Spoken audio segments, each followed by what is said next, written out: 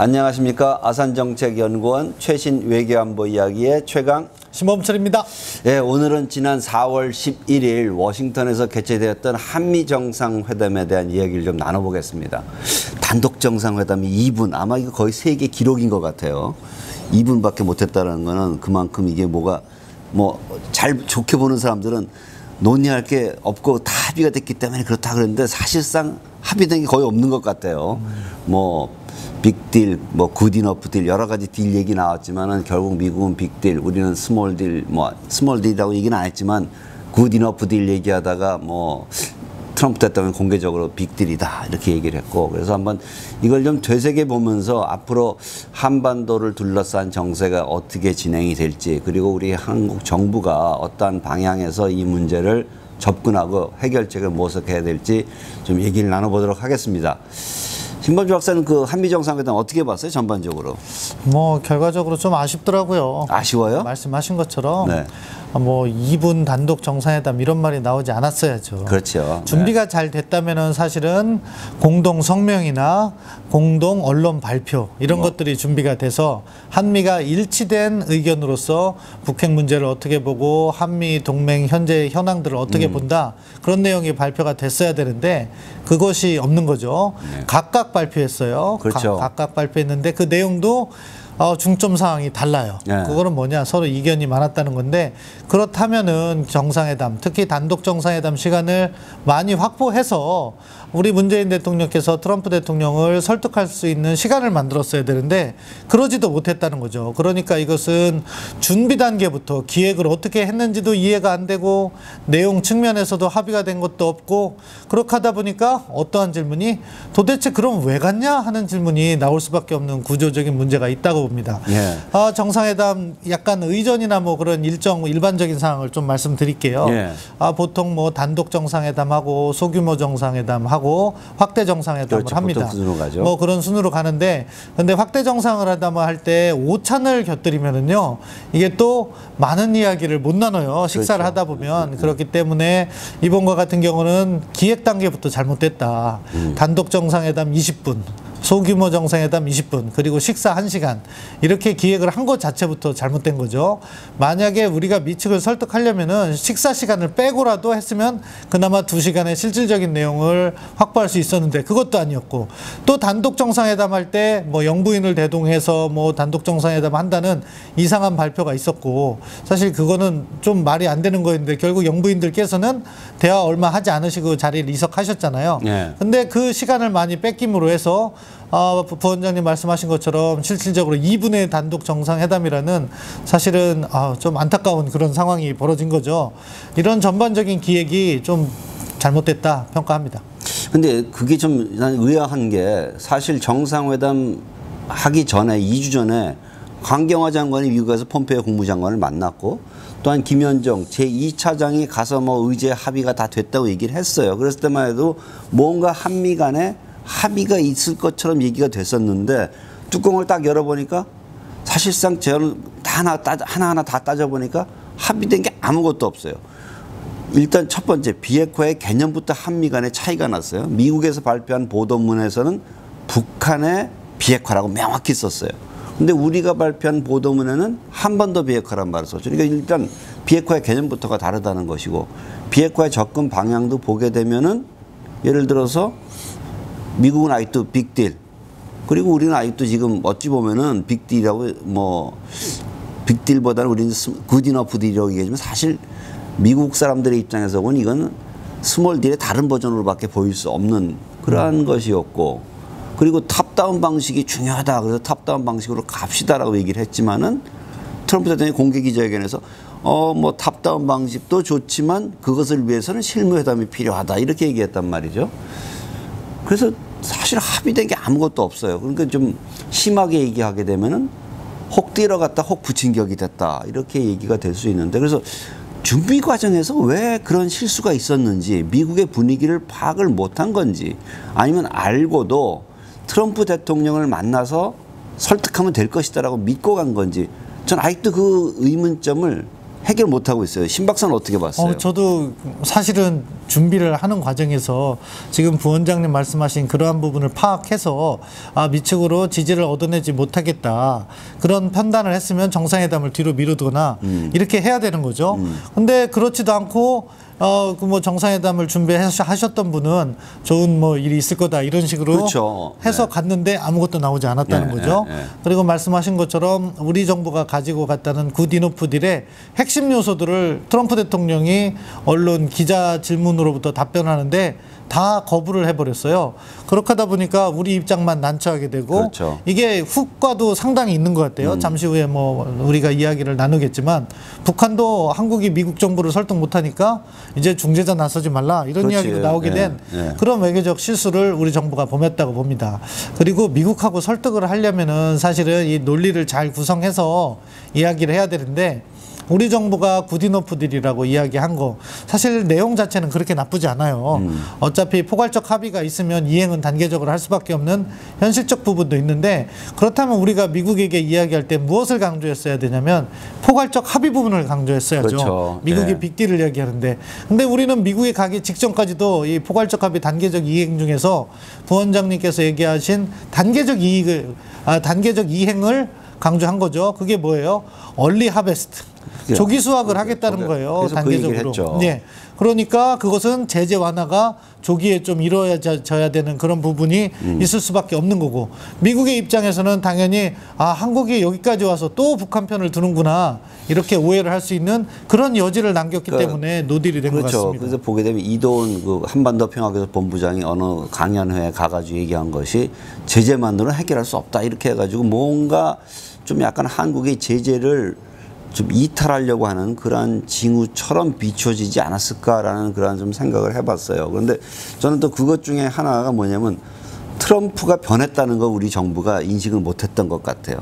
트럼프 대통령이 그렇게 비핵화에 대한 개념이 확실하거나 방법에 대한 이해가 투철한 사람이 아니었는데 하노이 정상회담으로 가는 과정에서 굉장히 학습을 한 것 같아요. 그래서 굉장히 이제는 저는 그 기자회견을 보면서 이 사람이 이제는 제대로 북핵 문제를 제대로 알고 있다라는 생각이 들었거든요. 그 트럼프 대통령이 변했다라는 걸 모르고 가서 이런 결과가 있지 않았나. 그래서 트럼프 대통령이 강론에 약하니까 트럼프 대통령만 설득하면 밑에 실무진들은 어쩔 수 없이 따라갈 것이다. 이런 기대감을 가지고 갔다라고 저는 생각을 하고 그것이 이번 한미 정상회담에서 아무런 합의가 도출되지 않았던 근본적인 원인이 아니었나라고 생각이 되고 불행히도 이런 말하면 참 사람들이 기분 나빠할 텐데 김정은하고 똑같은 실수를 한 것 같아요. 하노이 갈 적에. 김정은도 분명히 하노이 가서 트럼프만 만나서 설득하면 뭔가 될 것이다 라고 갔다가 거기서 트럼프 대통령한테 당한 거잖아요, 일종의. 그래서 우리 정부도 이 변화된 미국의 모습이라든가 미국 내 분위기에 대해서 좀 소홀하지 않았나라는 그런 저는 개인적으로 생각을 해봤어요. 그 지나간 얘기를 계속 해봤자 우리가 큰 도움이 되겠습니까? 그러나 사실 거기로부터 사실 핵심적인 얘기를 많이 한 거죠. 우리가 개념부터 시작해서 접근법에서 미국과의 조율하는 모습을 보여야지만 아까 신범철 박사께서 얘기했듯이 북한도 한국의 목소리에 귀를 기울일 텐데 이거 한국이 미국을 설득하는데 한계가 있다면 굳이 한국을 통해서 미국을 설득하려 할 필요가 없다. 그러면서 그날 요즘 가장 유행하는 말 중에 하나가 오지랖이지 않습니까? 오지랖 떨지 말고 북한 편에 서가지고 확실한 플레이어가 되라 이런 얘기 했다는 건 한국을 무시한다는 얘기 아니겠어요. 그래서 그런 전반적인 분위기를 볼 적에 지금 사실 앞으로 한반도 상황이 그렇게 좋게 보이지는 않죠. 어떻게 보세요? 당분간 한반도에 도발 없는 경색 국면이 지속될 것이라고 생각합니다. 그렇죠. 일단 경색 국면을 먼저 설명드리면 북한의 입장이 어느 정도 밝혀졌잖아요. 지난 12일 최고인민회의 시정연설에서 김정은이 여러 가지 이야기를 했는데 남북 관계와 미국하고 관련해서는 크게 두 가지 메시지를 내놨어요.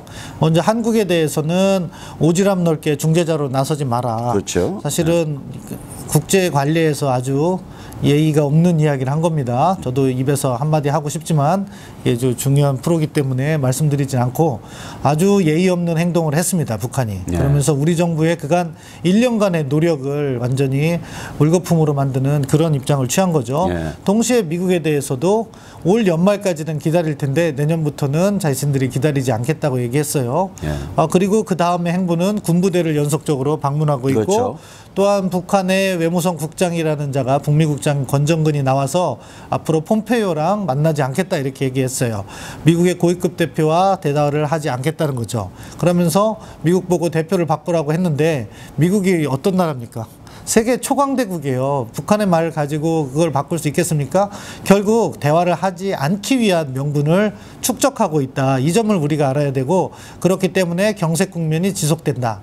근데 저는 경색 국면이 지속되는 과정에서 아마 저는 저강도 도발을 통해서 긴장을 조금씩 높여갈 것 같다는 생각이 들어요. 그러니까 사실 저는 이제 하노이 회담 이후에 예상했던 거는 북한이 예를 들어서 장사정포 시험 발사를 한다던가 그거는 사실 유엔 안보리 제재에 해당되지는 않고 예를 들어서 하기 군사훈련을 여름에 하는 이제 그 군사훈련을 좀 규모를 크게 한다던가 아니면 대규모 상륙작전을 한다던가 해서 약간 긴장을 고조시킬 수 있는 행동을 할 것 같다라고 그랬는데 지금 김정은 위원장이 계속 군부대를 방문하면서 이제 군을 끌어안는 모습이고 긴장을 고조시킬 수 있는 가능성이 있다라는 걸 계속 보여주는 행동을 하잖아요. 그래서 경색보다는 조금 이제 긴장이 좀 점진적으로 올라갈 가능성이 있지 않나.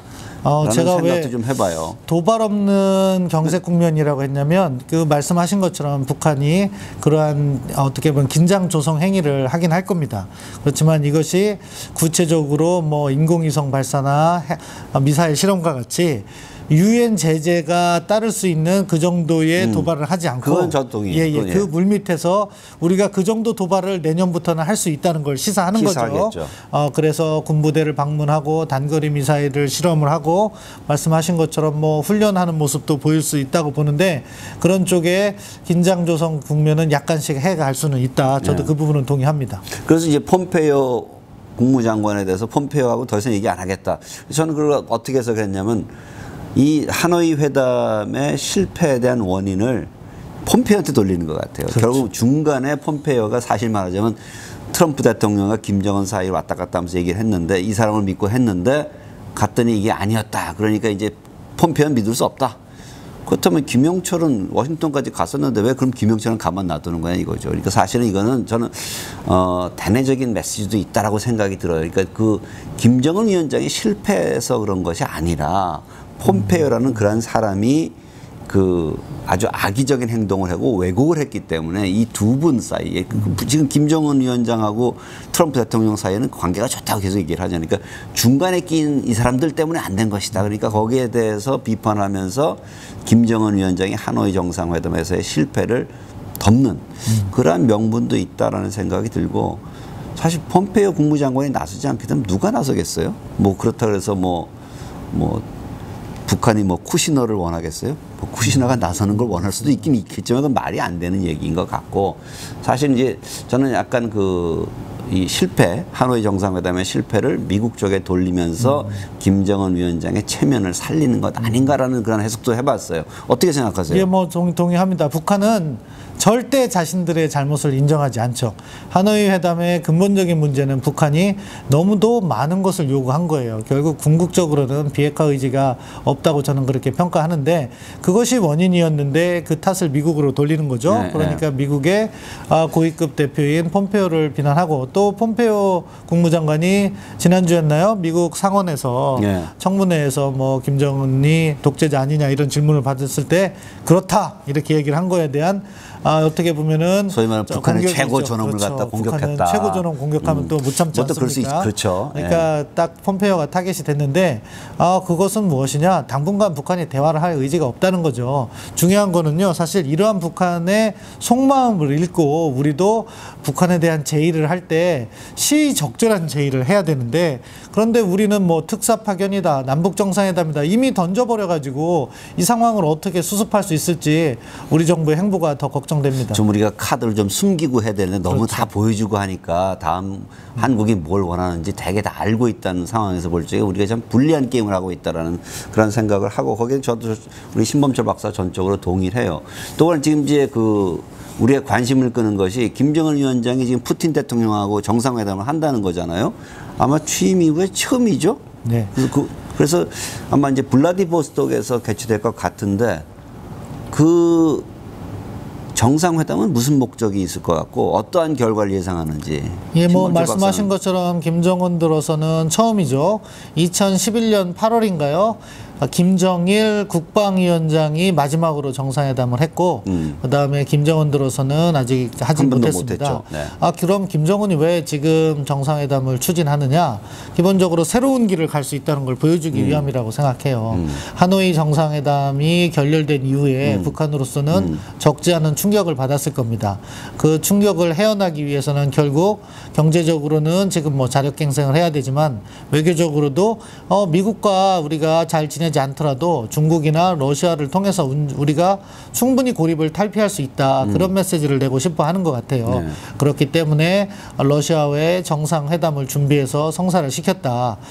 중국하고는 뭐 벌써 4번을 했고 올 연초에도 한번 다녀왔기 때문에 또 중국을 가는 것은 뭐 북한이 중국에 너무 예속됐다는 그런 메시지가 나올 수 있어서 북한 나름대로는 이제 이번에는 러시아를 가자 이렇게 기획을 한 것 같아요. 이제 가서 만나게 되면은 결국 러시아로부터 북한의 입장에 지지를 조금 받겠죠. 예. 뭐 제재 부분적 완화가 필요하다는 식의 지지를 받을 테고 경제 협력도 하고 싶어 할 거예요. 그래서 뭐 최근 들어서 계속 러시아가 북한에 대해서 인도적 지원을 하고 있다는 얘기도 있고 그런 부분 이어가고 하는데 근데 러시아가 북한 경제에 어떻게 희망이 될 수 있을 정도로 지원할 수 있느냐? 그건 아닌 것 같아요. 그러니까 예. 사실 전부 러시아는 정치 외교적인 그 지원을 해줌으로써 어떤 이 극동 지역의 진출을 좀 모색을 하고 또 사실 보면 러시아도 지금 미국 눈치를 좀 보고 있는 것 같아요. 사실 미국과 러시아 사이에 지금 INF 문제 때문에 첨예하게 대립하고 있는 상황이다 보니까 아마 북한과의 관계 개선을 통해서 좀 그런 걸 만회하려고 하는 그런 의도도 있지 않나라는 생각을 합니다. 그래서 신범철 박사 얘기했듯이 뭐 경제 지원 이 부분은 사실 러시아가 그렇게 크게 기여할 수 있는 부분은 아니고 정치 외교적인 부분에 있어서 뭐 대화를 계속해라라든가 북한의 입장을 좀 지지해주는 그러한 정도까지 나올 수 있지 않을까라는 생각이 들긴 들어요. 그런데 그것보다 좀 더 근본적인 것은 아까 말씀드렸듯이 북한을 지지해 줄 수 있는 큰 세력들을 지금 확실히 확보하겠다라는 그러한 전략을 갖고 간다는 거죠. 그 부분에서는 사실 우리나라 정부도 좀 배워야 될 것 같아요. 사실 이럴 적에 한국의 입장을 미국이 지지해주고 전 세계가 지지해주고 특히 이제 일본까지 지지해준다면 이게 북한이 이렇게 한국에 대해서 오지랖 떨지 말라 이런 얘기를 못 하는데 이게 지금 한국이 사실 국제사회로부터 고립돼가는 과정에 있다는 것이 참 안타깝고 아쉬워요. 그러니까 어떤 면에서 보면은 우리도 이 기회에는 사실은 이제 그 북한이 저렇게 중국과의 관계를 돈독히 하고 러시아와의 관계를 개선해 나섰다고 볼 적에 우리도 사실은 이제 미국과의 관계를 더 강화하고 한일 관계도 협력해야 될 부분은 협력해야 되지 않나 그런 생각이 들어요. 그러니까 결국 외교는 자기가 얼마나 자산을 갖고 있느냐에 그렇죠. 문제가 돼야 되는데 우리는 오로지 북한만을 생각해서 그런지 북한 문제에는 올인하는데 뭐 가장 중요한 한미동맹이라든가 또 뭐 한일 관계 그 밖에 관계에 있어서는 약간 그러한 노력을 많이 기울이지 못하고 있다. 또 중국 문제만 해도 그래요. 사실 문재인 정부의 대북 정책이나 대외 정책이 중국 정부와 시진핑 주석의 정책과 유사한 부분이 많아요. 그렇죠. 쌍중단 예, 뭐, 그렇죠. 뭐 이렇게 가고 있는 거 보니까. 근데 한중 관계는 안 좋단 말이에요. 그렇죠. 세상에 이걸 네. 어떻게 설명해요. 한중 관계도 풀어 나가야 됐고 그러므로 해서 중국으로부터 지지를 받을 때 북한도 우리가 중국하고 협력하려면 한국 정부의 도움이 필요하겠다. 이런 인식을 하는 것 같고 한러 관계도 신북방 정책 이야기를 하고 있고 뭐 지금 중앙아시아 순방하고 계시지만 도대체 신북방 정책에서 지금 구체적으로 협력 사업이 뭐가 나왔으며 러시아로부터 얼마나 지지를 받고 있는지 반성이 필요한 거죠. 그런 식으로 우리가 스스로의 외교적 자산을 축적해서 그거를 사용할 수 있는 그런 접근이 필요한데 그런 자산을 축적하기보다는 오로지 북한에 가서 대화만을 이끌려 하다 보니까 결국 북한의 뜻에 따라서 우리 정부의 입지만 약화되고 그 사이에 우리가 주변국과의 외교적 자산은 쌓아놓지도 못하는 어떻게 보면은 바둑을 둘 때 다음 포석을 준비하지 않는 어떻게 보면 하수 바둑을 둔다 그렇게 생각합니다.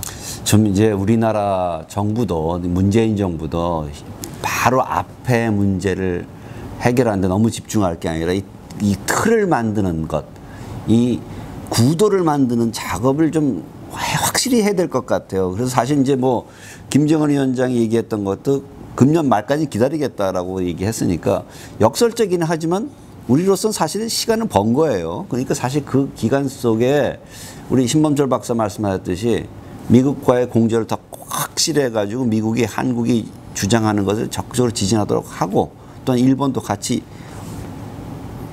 협력해 나가는 모습을 보이고 뭐 중국과에 대해서도 좀 더 우리가 할 말은 좀 해야겠죠. 그래서 하고 하면서 이렇게 좀 엮어서 우리가 국제사회에서의 지지를 받는 가운데 북한 문제를 다루어야 된다. 사실 그래서 지금은 남북관계 진전이라든가 뭐 예를 들어 4.27, 9.18 합의의 이행을 통해서 남북관계를 진전시키기보다는 이미 벌써 북한이 다 거부하고 있잖아요. 안 되고 있으니까 차라리 이번 기회에 좀 틀을 짜는데 집중해야 되지 않나라는 생각이 들어요. 그래서 좀 시간을 갖고 틀을 짜는데 집중을 하면서 갔으면 하는 뭐 우리 속담에도 있잖아요. 급할수록 돌아가라. 그런 말이 있듯이 좀 긴 호흡을 갖고 가는 것이 필요하지 않나라는 그런 아쉬움을 가져요. 그래서 그런 말씀을 드리면서 신범철 박사 마지막으로 또 추가적으로 하실 말씀이 있으면 하시죠. 지금 말씀하신 것처럼 지금 상황이 당분간 경색 국면이 지속될 때 우리도 반성하고 뒤를 돌아볼 필요가 있다고 생각합니다. 이 과정에서 과연 우리는 북한의 비핵화 개념을 제대로 확인했는지, 비핵화 로드맵을 확인했는지 그런 것도 확인하지 않고선 우리가 정책을 이행했다는 것은 어떻게 보면 직무유기일 수도 있는 거죠. 다른 한편으로는 또 이런 것을 제대로 짚기 위해서는 학계나 전직 관료들 중에 정말 이 문제에 통달하신 분들을 모으고 이야기를 들어야 돼요. 자기들 편만 이렇게 모아서 이야기 듣고 정책 전개하다가는 반쪽짜리 외교밖에 되지 않고 결과적으로 반쪽도 안 되는 것 같아요. 반쪽도 안 되는 건가요? 아무튼 그래서 성과를 거두지 못한다. 그렇기 때문에 이거 대한민국의 일 아니겠습니까? 다시 한번 정말 제대로 된 대북 정책을 리셋 한번 하기를 기대합니다. 정말 중요한 말씀인 것 같아요. 사실 이제 남북 관계라든가 이런 핵 문제에서 국내에서의 합의와 지지가 참 중요한데 이게 이 문제를 갖고 지금 우리가 굉장히 갈등하잖아요. 이 문제에 대한 솔직한 소통이라든가 의견 교환이 없다 보니까 국내에서부터 이게 분열되고 논쟁거리가 되니까 이것이 또 이제 외국으로 나가게 되면 한국 내에서는 다른 세력도 있다 이런 식으로 얘기가 되고 하다 보니 지금 정부가 추진하고 하는 정책 자체에 그런 추동력이 없다 그런 생각이 들고 따라서 이제 국내에서도 이 문제에 정말 수십 년간 연구해 왔고 역할을 해왔던 분들과도 대화를 하고 지혜를 좀 모으고 다양한 가능성을 열어놓은 상태에서 했으면 하는 그런 바람을 가져봅니다. 참 아쉬운 부분이고요. 뭐 요즘 뭐 얘기 나오는 것은 근데 저는 또 한 가지 특히 이제 이 문제 핵심 역시 미국을 어떻게 설득하냐는데 이 대미 라인이 좀 강화될 필요성이 있지 않나라는 생각이 들어요. 결국 이 외교라는 것도 사람이 하는 것이기 때문에 이 정말 이 능력을 갖고 있는 사람을 발탁해서 적재적소에 투입해서 역할을 하도록 하는 것이 필요한 시점이 아닌가 그런 생각을 해봅니다. 오늘 최신 외교 안보 이야기 여기까지 하도록 하겠습니다. 감사합니다.